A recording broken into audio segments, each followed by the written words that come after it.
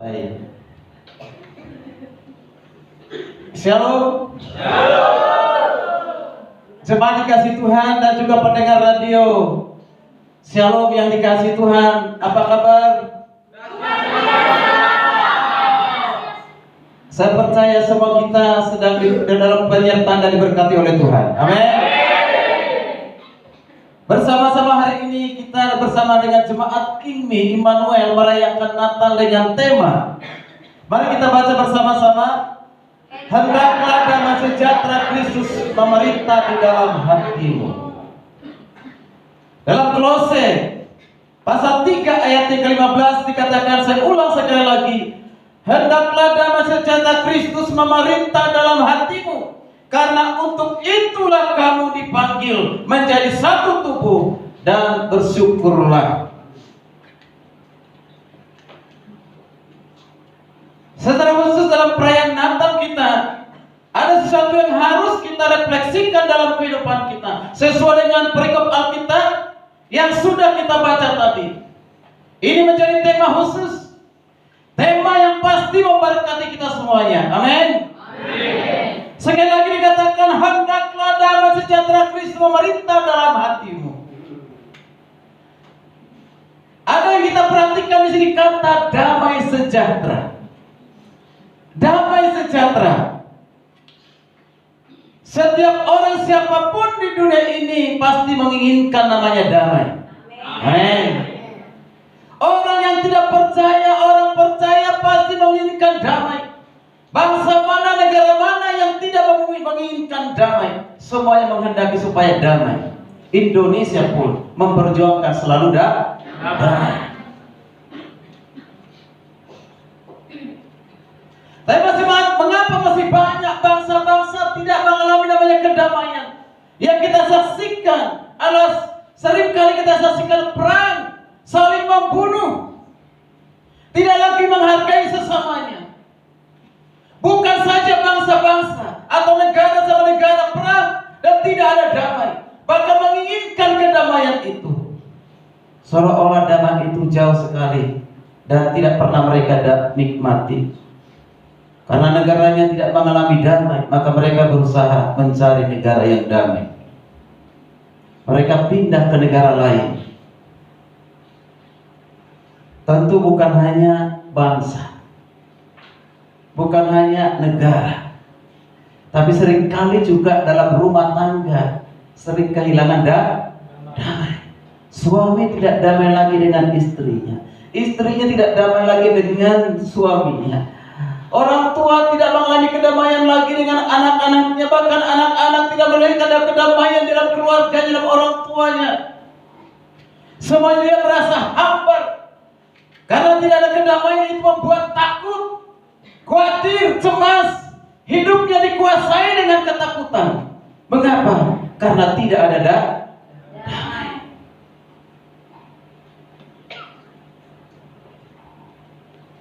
Bapak Ibu jemaat dikasih Tuhan dan pendengar radio dikasih Tuhan,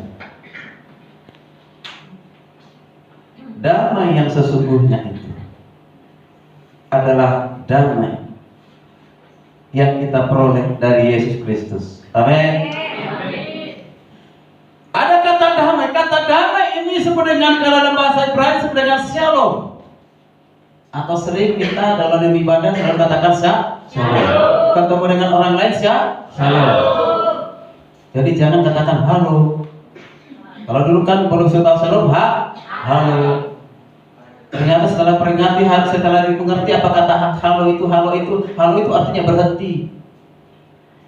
Tapi kalau shalom itu berarti kita pembawa damai, pemberita damai. Dan shalom yang dimaksudkan dalam bahasa Yunani itu juga eirene. Eirene itu artinya suatu keadaan yang tenang, suatu keadaan yang damai, sentosa. Misalnya tanpa hura-hara atau tanpa sesuatu kemunafikan. Dan itu di sana suatu keharmonisan antara individu, antara bangsa, antara pribadi. Itu namanya eirene atau shalom. Secara singkat adalah ketenangan, kedamaian. Siapa di antara kita tidak mau damai? Semua kita ingin Damai sejahtera. Jadi Shalom berbicara di sini tentang kondisi hati. Dan damai itu bukan dipengaruhi sesuatu yang dari luar. Artinya damai itu tidak ditentukan apa yang di luar kita. Orang damai karena punya uang banyak, punya hepeng banyak, dia damai. Karena punya harta banyak, dia damai. Karena semuanya berjalan dengan baik, dia damai. Seolah-olah tidak pernah persoalan masalah hidupnya, dia damai.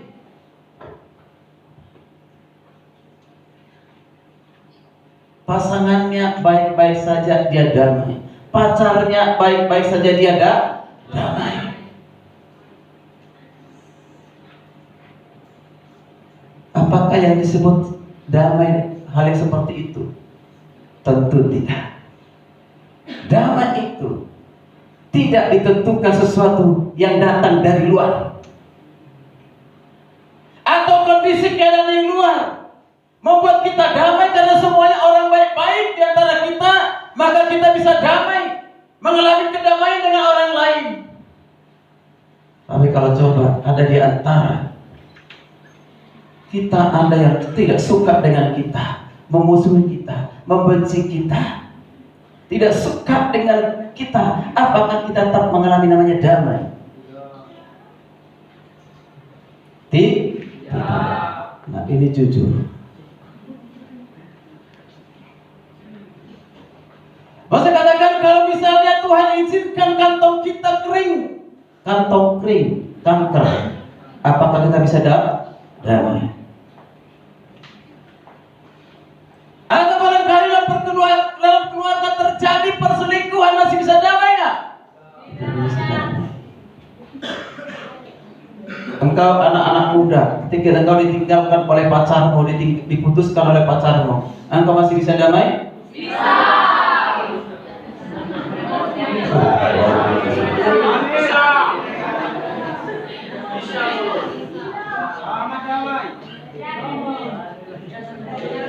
Oh, luar biasa. Kalau masih bisa damai itu hebat, luar biasa.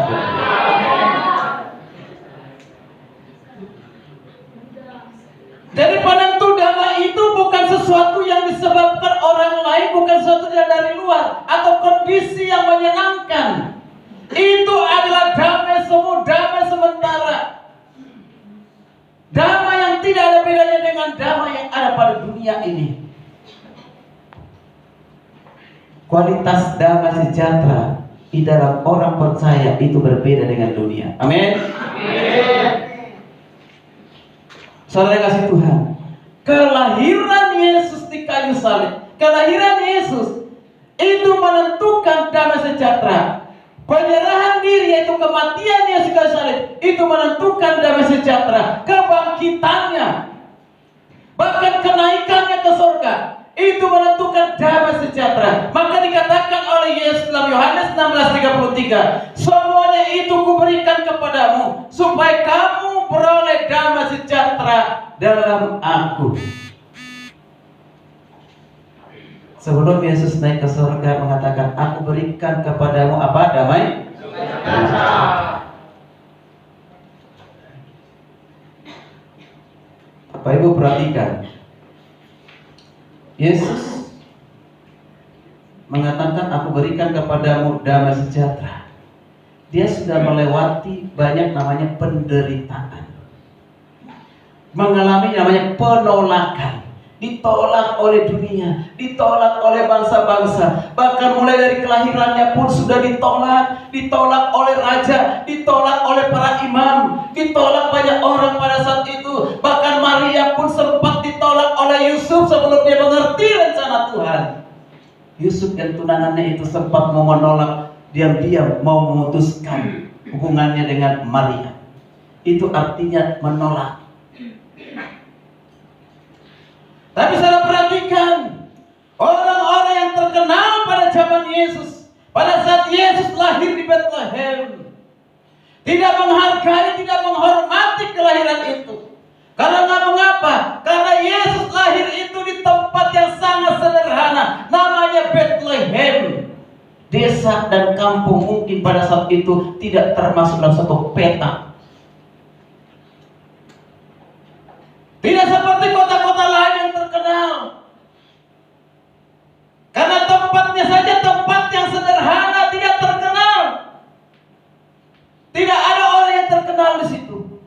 tapi di Betlehemlah Yesus lahir, Raja kita, Raja damai. Amin. Tempat yang tidak dianggap, tempat yang mungkin tidak pernah dikunjungi oleh orang-orang terkenal. Mengapa? Mau ngapain kunjungan ke sana?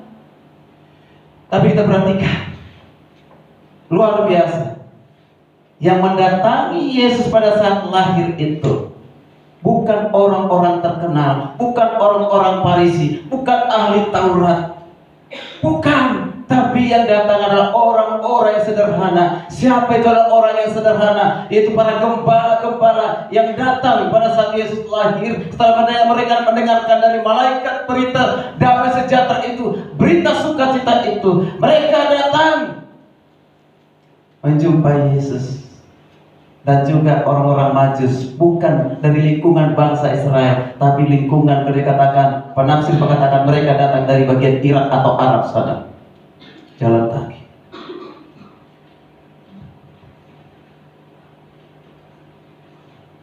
Bapak Ibu dikasih Tuhan,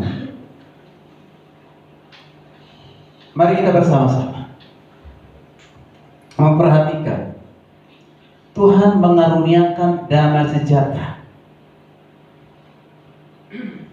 kepada setiap orang yang percaya kepada Kristus. Dan kata yang ada di Kolose 3 ayat yang ke-15 tadi, damai sejahtera itu dikatakan memerintah. Di mana? Di dalam hati. Di situ ada kata kerja memerintah atau menguasai. Menguasai hati kita kapan? Sesungguhnya bukan ada temponya. Hari ini damai, besok tidak damai, tergantung kepada situasi. Tapi kata yang penting di situ yang ditekankan adalah sesungguhnya damai itu ada dalam hidup kita secara terus-menerus, tidak ada putus-putusnya. Amin. Amin. Tapi kenyataannya hari ini kita merayakan Natal bisa damai. Damai kenapa? Ya, karena kita belum melihat sesuatu yang menyakitkan dari teman-teman kita dalam kumpulan ini. Damai, karena setiap kita merayakan Natal, ya pasti ada konsumsi yang lebih baik yang sebelumnya kita makan. Merasa damai. Ini pengalaman dalam mahasiswa. Saya dulu mahasiswa begitu. Terus terang aja, ya. Kalau ada Natal di mana-mana selagi masih bisa, di pikiran saya itu bukan ibadahnya, tapi makanannya. Karena merasa damai dengan makanan.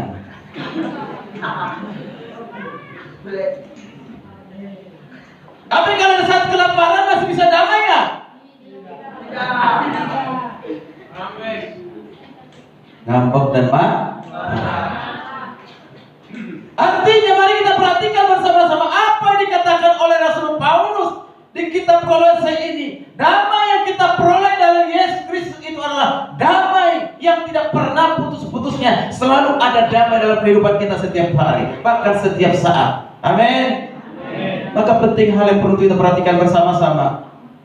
Jemaat dikasih Tuhan, ada 3 hal bagaimana kita bisa mengalami damai sejahtera itu, supaya damai itu terus menerus dalam kondisi keadaan apapun kita tetap namanya mengalami damai. Istri cerewet, suami tetap damai.